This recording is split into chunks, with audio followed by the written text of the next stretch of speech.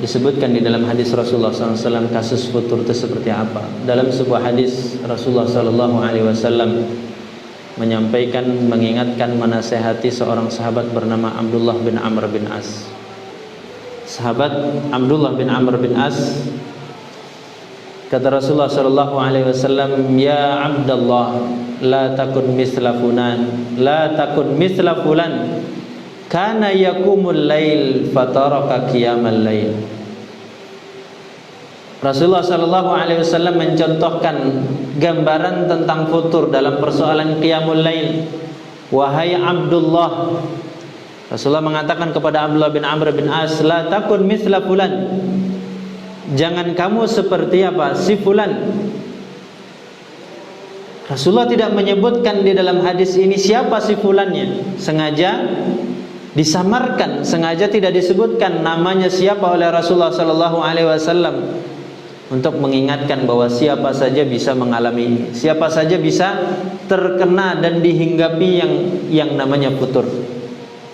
La takun misla fulan, dan ini luar biasa gaya bahasa Rasulullah SAW yang sangat yang sangat santun, gaya bahasa Rasulullah SAW yang sangat tinggi. Rasulullah menjaga adab, tidak disebutkan si fulan itu siapa, tidak dicontohkan oleh Rasulullah SAW namanya siapa, tapi sengaja oleh Rasulullah SAW disebutkan secara umum.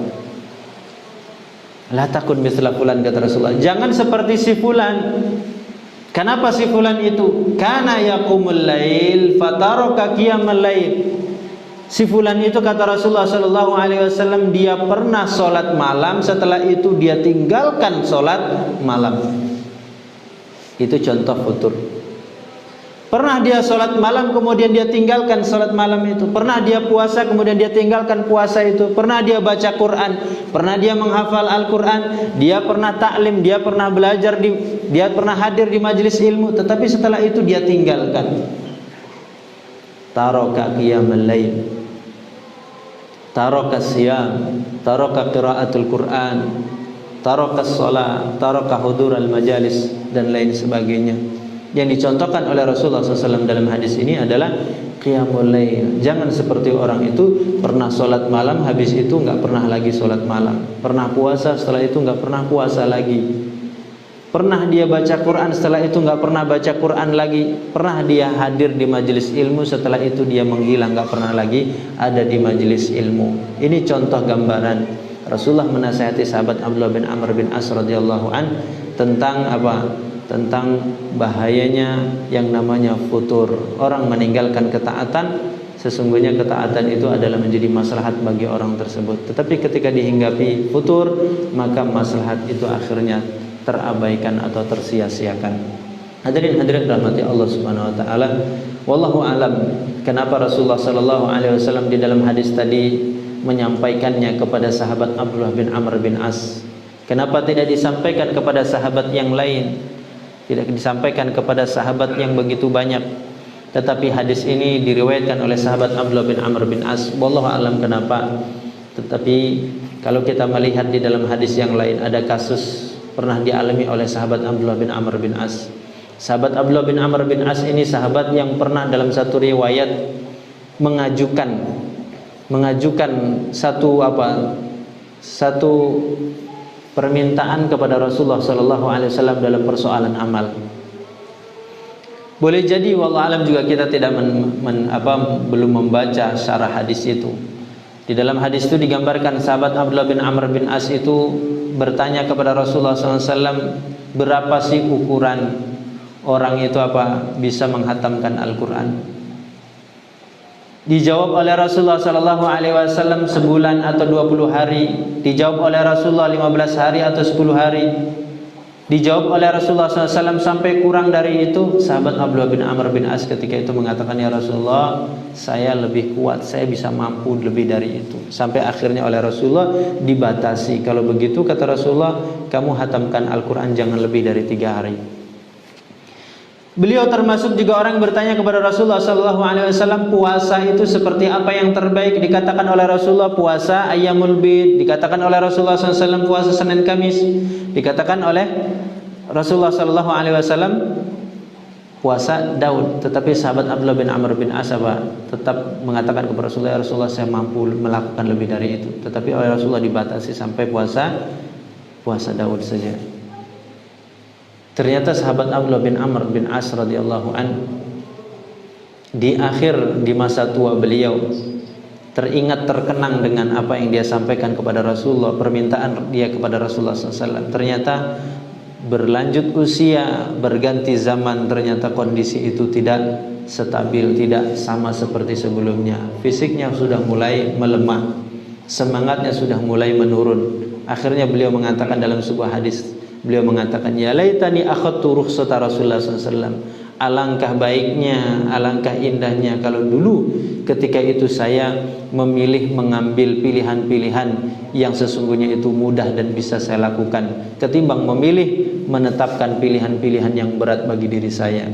Artinya hadirin-hadirat rahmati Allah Subhanahu wa taala, salah satu di antara hal yang bisa menyebabkan kita mengalami futur itu adalah ketika kita terlalu mohon maaf kalau istilahnya ini kurang berkenan, terlalu strength, terlalu terlalu bersemangat, terlalu kaku dan seterusnya.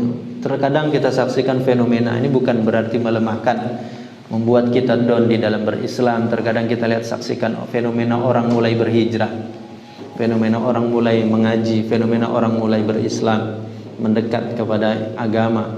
Kita banyak saksikan orang itu mengawali masa hijrahnya dengan tadinya terlalu strength, terlalu semangat, terlalu ketat, terlalu kaku. Akhirnya ternyata masa itu panjang bagi kehidupan kita. Ternyata itu tidak akan berlalu hanya dalam 1 bulan, bukan hanya dalam 1 tahun, tapi terkadang melalui proses berpuluh-puluh tahun.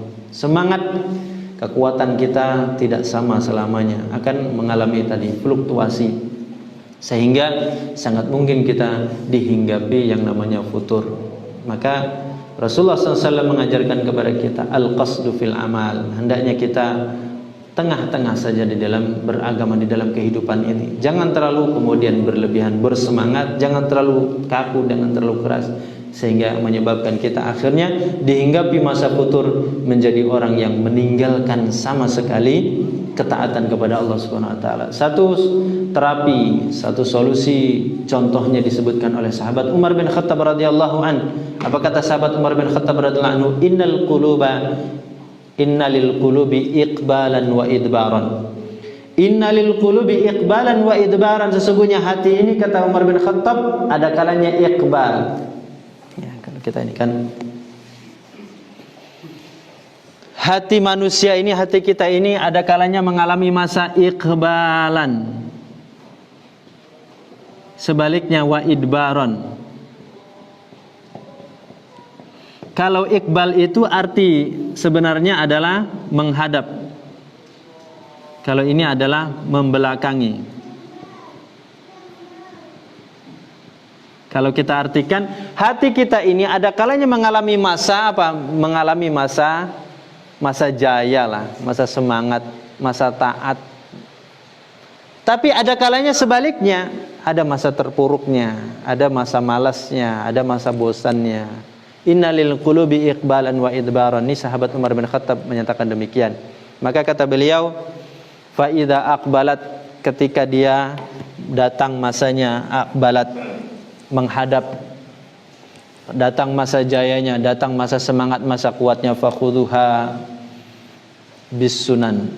Ajak dia, bawa dia, giring dia untuk mengerjakan yang wajib-wajib, termasuk juga yang nafilah-nafilah, yang sunnah-sunnah, yang mustahab-mustahab.